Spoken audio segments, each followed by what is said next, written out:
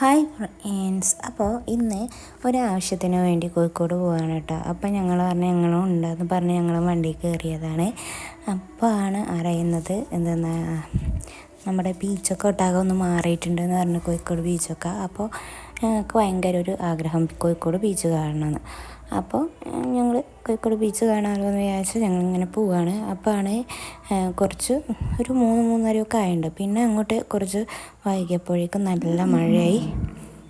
നല്ല മഴ ആയപ്പോൾ മക്കളൊക്കെ പറഞ്ഞു ഫ്രൂട്ട്സൊക്കെ വേണമെന്ന്. അപ്പോൾ വിചാരിച്ചെന്നാൽ പിന്നെ പാടത്ത് പോയിട്ട് കുറച്ച് ഫ്രൂട്ട്സ് വാങ്ങി വണ്ടിയിലിട്ടാൽ മക്കളൊക്കെ അതിങ്ങനെ കഴിച്ച് നിന്നോളൂന്ന്. അപ്പോൾ ഏകദേശം ആകെയൊക്കെ തോർന്ന് കഴിഞ്ഞ് അപ്പം ഏകദേശം പാളയത്തെത്തി അവിടെ നിന്ന് ഫ്രൂട്ട്സൊക്കെ വാങ്ങി കിട്ടും. അപ്പോൾ ആണ് വണ്ടിയിലുള്ള ഞങ്ങളോടുള്ള ഒരാൾക്ക് നല്ല തലവേദന പറയുന്നത്. അങ്ങനെ ബീച്ചിന് നേരെ വിട്ടവരാണ് ഈ കാഴ്ച കണ്ടത്. ഒരു ബാവുട്ടി ഹാച്ചി എന്ന് പറഞ്ഞ റോഡ് കയറിയിട്ടോ ഞങ്ങളൊരു മെഡിസിൻ വാങ്ങാൻ വേണ്ടിയിട്ട്.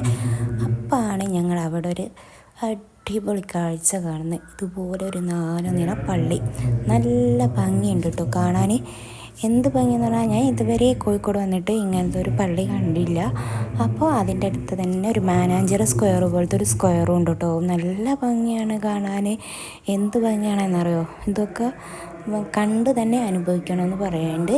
പിന്നെ അവിടെ ആ പള്ളീൻ്റെ ചുറ്റുമൊക്കെ ഉപ്പു സത്യാഗ്രഹത്തെ പറ്റിയോ അതിനൊക്കെ കൊണ്ട് ഒരു ചുമരിനൊരു ഒരു ശില പോലെ അങ്ങനെ ഉണ്ടാക്കി വെച്ചിട്ടുണ്ട്. ഇതിൻ്റെ ഇപ്പോഴുള്ള ആ സ്ക്വയറില്ലേ, അതിൽ നിറച്ച് ആമകളുണ്ട് കേട്ടോ. അപ്പോൾ രാത്രി ആയപ്പോൾ കാണാനൊന്നും പറ്റുന്നില്ല. നല്ല ഭംഗിയാണ്, ഒരു സൈലൻ്റ് ഏരിയയാണ്. എല്ലാവരും ഇതൊന്ന് കാണാൻ പോവാ കേട്ടോ. അപ്പോൾ ഇഷ്ടപ്പെട്ടിട്ടുണ്ടെങ്കിൽ ലൈക്ക് അടിക്കുക, ഇഷ്ടപ്പെട്ടിട്ടില്ല ഡിസ്ലൈക്ക് അടിക്കുക, അതുപോലെ തന്നെ കമൻറ്റ് ഇടുക.